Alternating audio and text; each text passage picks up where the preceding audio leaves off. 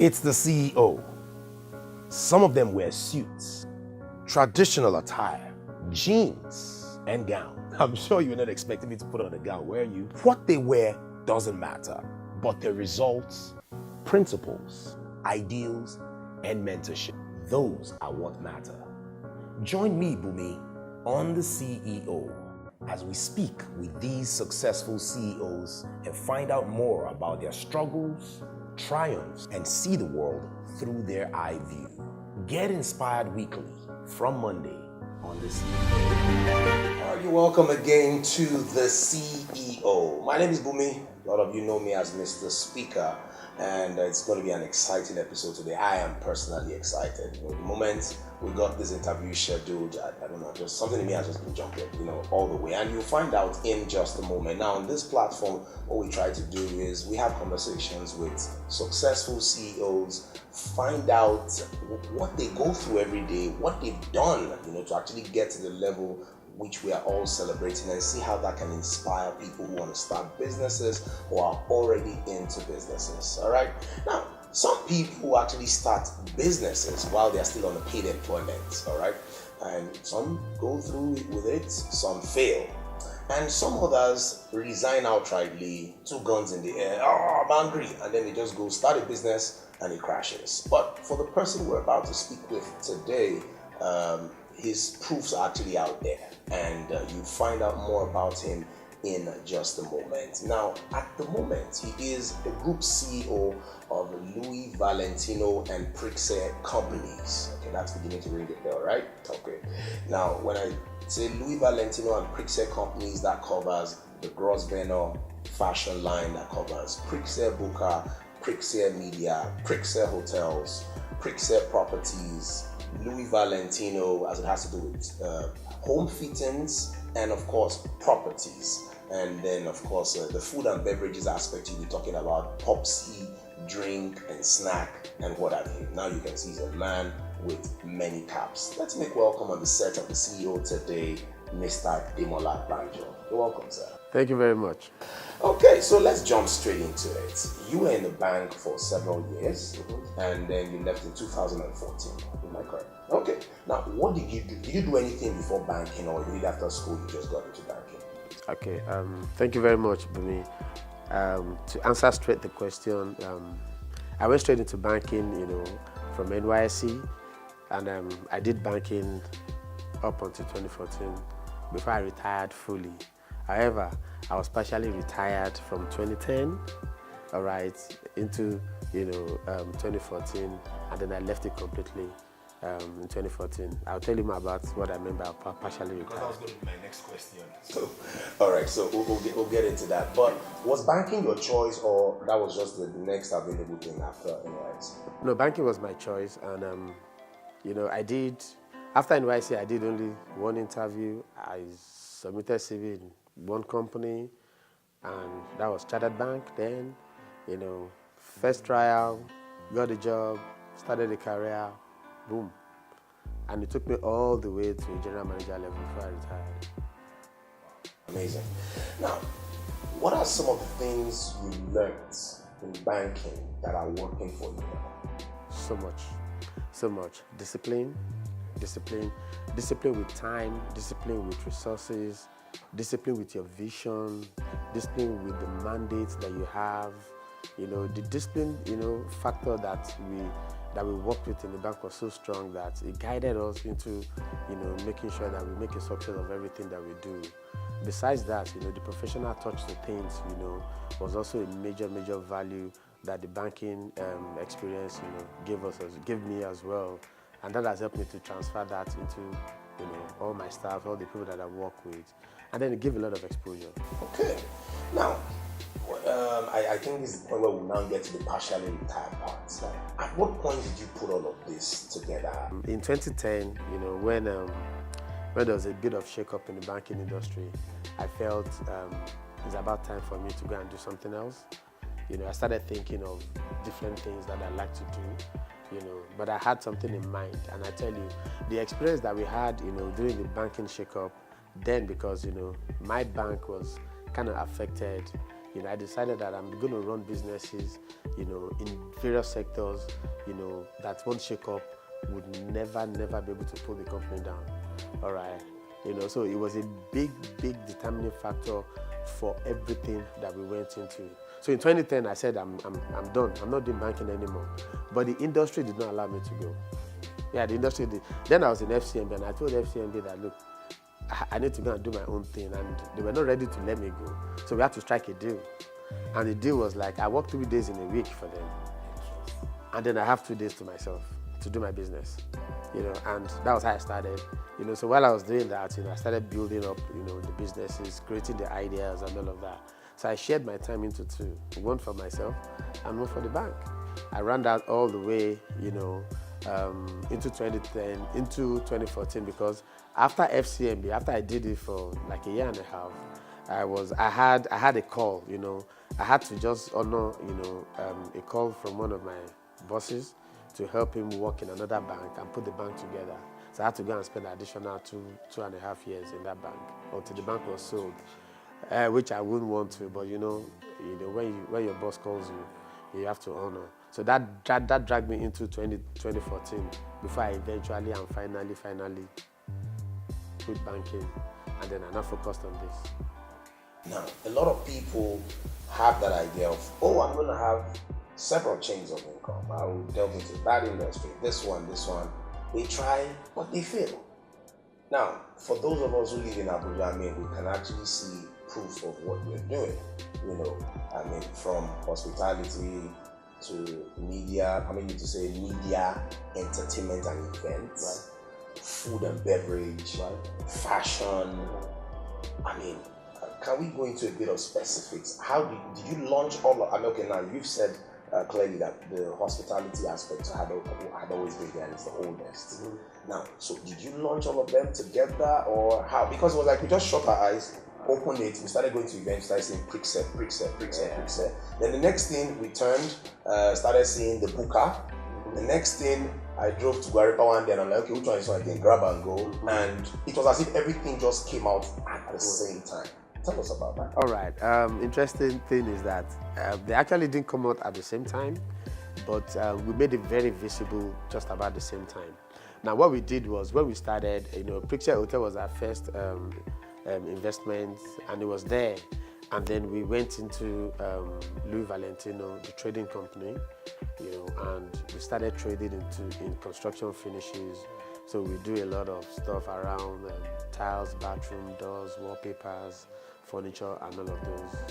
But when we studied what the change of government was going to look like, when everybody wanted change in 2014, you know, into 2015 election, we prepared for it. So what we did was, around 2013, we decided to diversify further, and then we started doing manufacturing. And we came up with the brand name Popsy, where we manufacture non-alcoholic, you know, beverages, flavored drinks for children, and then some snacks as well, cheese balls and potato crisps. And then we started doing that, and it was doing okay. The factory is in Lagos, you know, we invested into it. So we had those 2 companies under Valentino running. But when we had the change of government in 2015, and of course, you know, immediately, you know, there was a lot of excitement, you know, pre-2015. But when 2015 came into reality, you know, things just started looking down south and all of that. And then we went back into, I have a small book, you know, went back into that book and we brought out all the plans that we have, and we're like, which one do we pick? So the criteria was like, we said, okay, we looked at what are the basic necessities of life. Do you get? Basic necessities of life, you know, food, clothing, and shelter. Do you get? So we ticked. So we decided to do food because people must eat. All right, we decided to do food.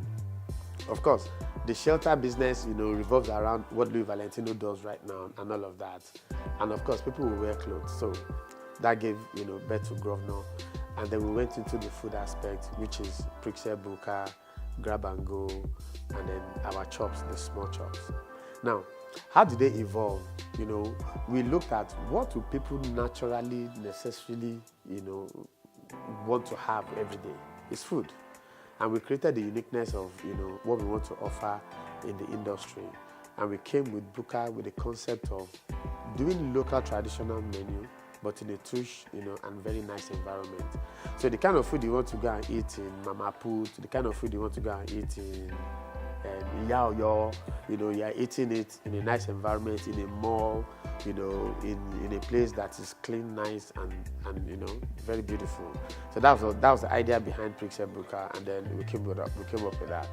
Also on Grab and Go was we decided to cater for people that just want to quickly have snacks.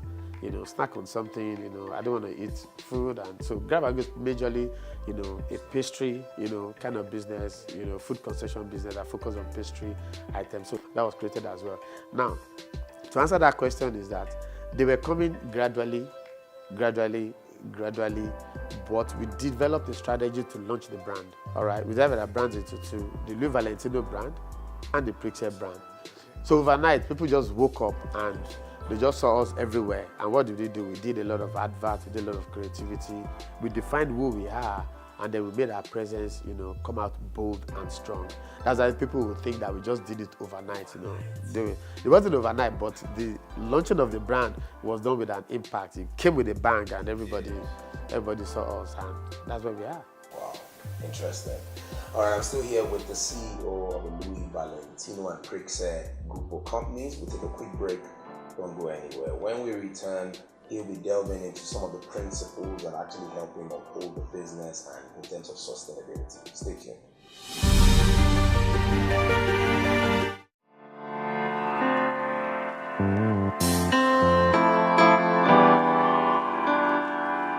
We want to be a global enterprise. Okay. All right, so I put this on the wall to remind me that this is where we need to get to.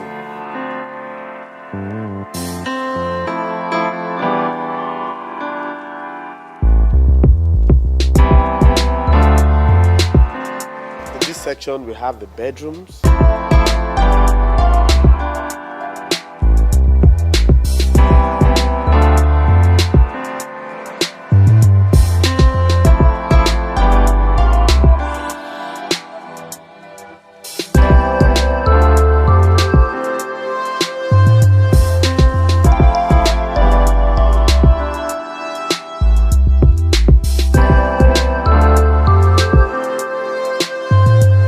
You can make music, if you're an artist.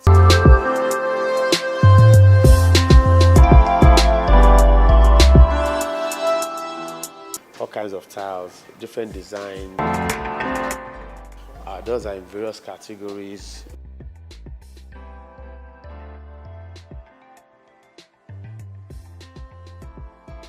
I'll show you the last part, which is our back of the house store.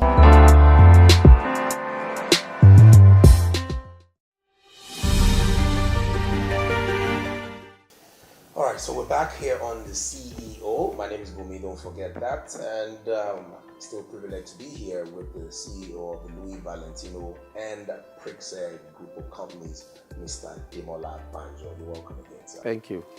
All right, now let's go into specifics. I mean, we're working for a bank. The bank has their values, they have their objectives and all of that. But when you set up the Louis Valentino and the Prixair brands, you had a set of objectives, set of core values, and all of that. Now, so what are some of those guiding principles, that come into play when you think about sustainability in business? Yeah, our operations and our behavior is guided by 5 pillars. Abbreviated, we call it KITI. Knowledge, innovation, teamwork, integrity, and professionalism. If anybody does not possess, all those 5 characteristics, you probably won't be a fit in our organization. By the way, we have an abbreviation for Louis Valentino Prixair. We call it LVP. Yeah, so in LVP, you need to live with those values for you to be able to deliver the promises that we've made, for the brand. If you're not able to deliver, if you're not professional, you will be fish out of water. We have to be creative all the time. That's why innovation is one of, the strong, pillars that sells the brand, for us, because we create and we recreate and we create and we recreate, and it has helped us, to grow And it has also helped us to remain kind of unique and have a niche also in the market. And of course, our word has to be our bond. Whatever we say is what we have to do. And it translates from the corporate goals even to the individual staffs that we have. You know, integrity is very, very key. All right. And of course, we are one family, one team. We are large. At our own level, you know, we are large. About 300 workforce direct employees, another 120, 250 indirect employees. We are large, but we are also just one team. You know, everybody forging ahead, looking at the mandate, the goals and the objectives, and working towards achieving them. So those are the core principles that guide us, you know, as to what we do. It's called KTIP. All right. Now, I want to go deeper. KTIP is on the wall. It's even in the office, on the wall. And I saw it along the staircase when I was coming in and all of that. It's one thing to have KTIP. It's another thing for people who work for you to actually practice and behave like KTIP. Right. What do you tell them?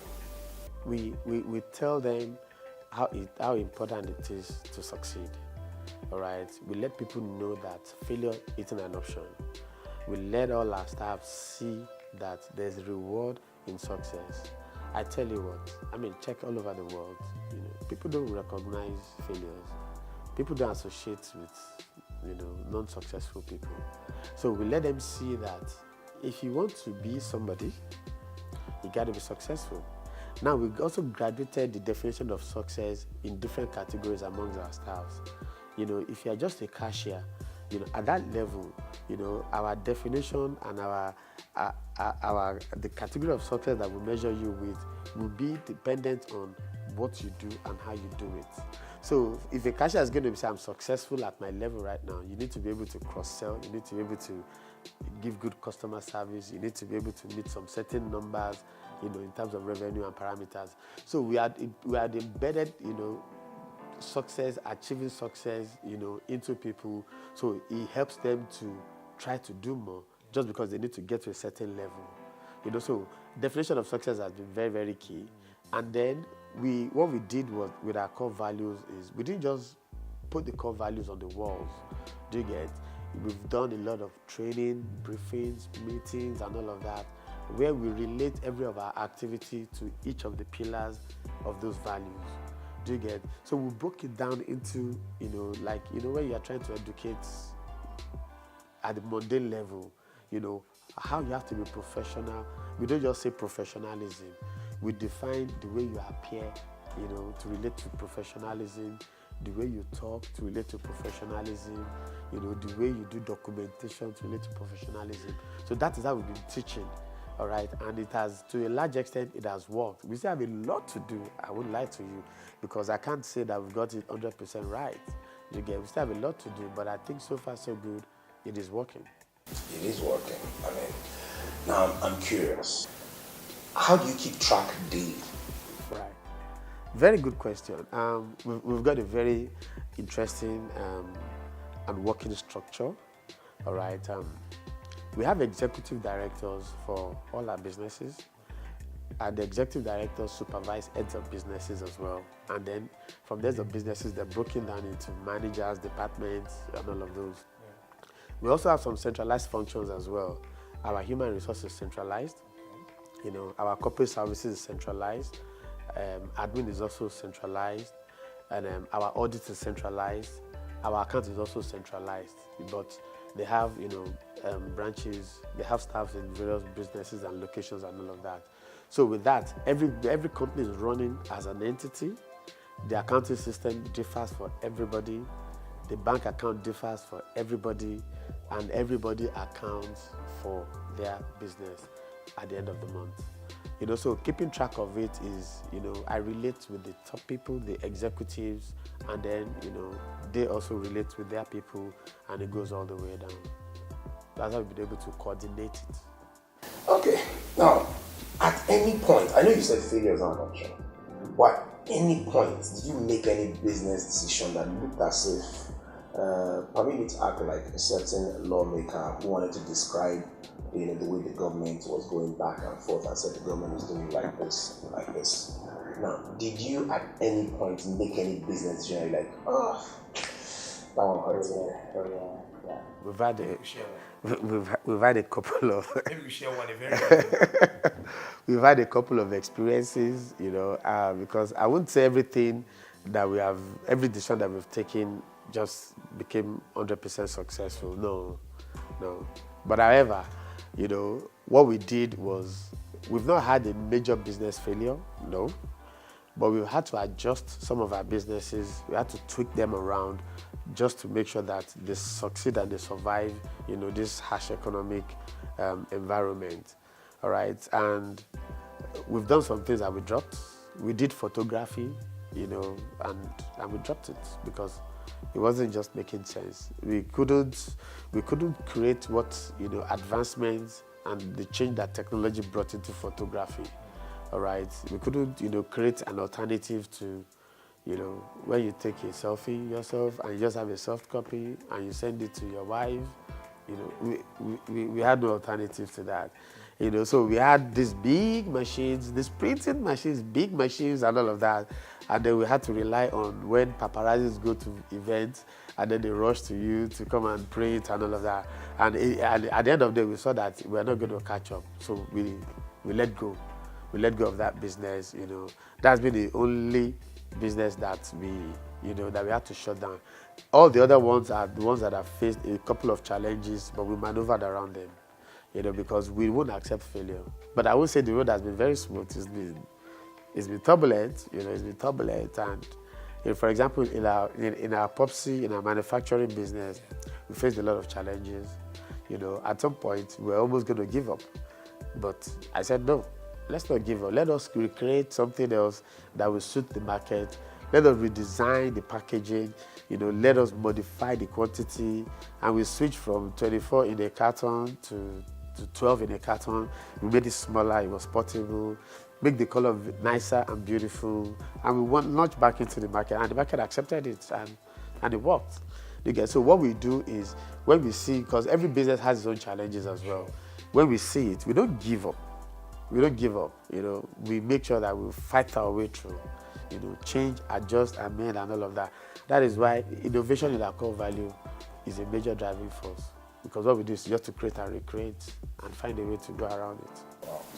Now, from your experience, can you just mention 2 reasons that you've noticed lately as to why some businesses start so well, and then probably 2-3 years down the line, they're out of business? Yeah, you see, there's always a disconnect between the vision, all right, of the owner or the founder or the CEO and the people that are supposed to implement and make that vision come to reality. Okay. We have a major problem in Nigeria, and that's according to my own standard measurement of the quality of human resource. It's very rare to find very good people. It's very rare to find very good people. So while the owner of a business has sincere and good intentions and goals and objectives, the people can actually make it, not work. In terms of the way they do it, the way they will want to do it, being at variance with the way the founder wants to do it. Now, what I've also seen that has happened is when some companies grow suddenly, because when you're managing a small-sized business, it's easier. But when you grow suddenly, it's a different ballgame entirely. So if you don't put in structures that will help you to manage the growth, guide your vision, and make sure that it does not derail with the people, the companies begin to fizzle away. Some of my businesses, I don't step into the outlet in 3 months. But I have ways, I've set up mechanisms to check and ensure that things are done right. People are behaving well. But I engage with all my staff almost on a daily basis. I have monthly town hall meetings. Yeah, I have. That's why if anybody that knows me knows that Monday is a no-no for me. I meet with all my business people on Mondays, everybody, and we plan and sit down and decide what we want to do for the week. All right, we have management meetings. We have ESCO meetings like 3 times in a month. We have management meetings once in a month where we review the business. We have quarterly business review where we bring everybody into one room and then we dissect everything that we do and all of that. So the level of engagement with the people is kind of strong. Do you get? And that has helped us to, to keep it going and all of that. Otherwise, the human resource could destroy value. Yeah, if you don't hold them tight, they could destroy value. Okay, now we've been talking very, very serious stuff. Let's get a bit light. Now, I want you to talk to us now. Yeah? I want you to say, grab and go Grosvenor shirts. Right. Prick the air with Louis Valentino. Grab and go Governor shirt, prick the hair with Louis Valentino. Those are my names. Grab and go Governor shirt, prick the hair with Louis Valentino. Grab and go Governor shirt, prick the hair with Louis Valentino. Because those are my names. All right, before we wrap it up, I'm sure there's something you want to say to someone or an organization that is struggling. They look at what you've been able to achieve, they admire it, and they're wondering, okay, how can I make this happen? Particularly when you talked about businesses suddenly growing and then people the founders not being able to keep up. Is there something you want to say? What I would say is we need to keep acquiring knowledge. We need to keep yearning to know more in terms of management, businesses, and all stuff. Reason is this, because it requires superior knowledge, to conquer in this kind of environment. It requires superior knowledge. So I will advise my colleagues, if you want to keep it going, make sure that you're up to speed in your business, in the field that you play in. Learn more, just read. Google is your friend. Do you get? Google stuff, go to business schools, learn more, get exposure. It has really helped. What you see us do at our leisure time is we're on the internet researching. Do you get? We're on the internet researching, because if you have that knowledge, all right, you can impact that knowledge into your people, and it can help the business to grow. Now, I will also encourage people that are facing tough times. Tough times will not last forever. Do you get? Nigeria is a tough business environment, extremely tough, but it's one of the best places to run a business. Because if you're able to get it well, get it right, and all of that, you'll be fine. You make good money. Do you get? So I like to tell people, don't give up. Do you get? Fight your way through. Look at how you can do it in a better way. That's what I always tell people. Do it in a better way, which is being creative, being innovative. Do it in a better way. Be dogged, be very, very hungry for success. We are very, very hungry for success. We come with a bang. When we want to do things, we don't start. I also operate with the reverse of a general notion. People will say, start small. We don't start small. We start big and then grow it bigger. Yeah, we don't start small, because the small will not give us what we want to achieve, in time. So we come with a bang, and then we start to push it, further and further and further. So I would like to encourage people to be bold with what their dreams are, to be audacious with achieving their dreams. Don't be a year of little faith where you want to say, let me just be doing this small. Market is tough, competition is there. Competition will push you aside if you are doing small. I'm not saying you should necessarily be so big, but be very strong with the determination that you are working with, and you see that, you'll be able to pull through. All right, so you heard it all from the group CEO of LVD, Louis Valentino, and Prixair group of companies, Mr. Demola Banjo. It's been an exciting one here on the CEO. Keep subscribing to our YouTube page, following the episodes as we release them, follow us on Instagram and all the other social media handles, and of course I'm sure we'll keep having a good time. My name is Bumi, and some like to call me Mr. Speaker. Thank you very much for watching, and I must say a big thank you again to Mr. Demola Banjo for obliging us. Thank you so much, Bumi. It's a pleasure.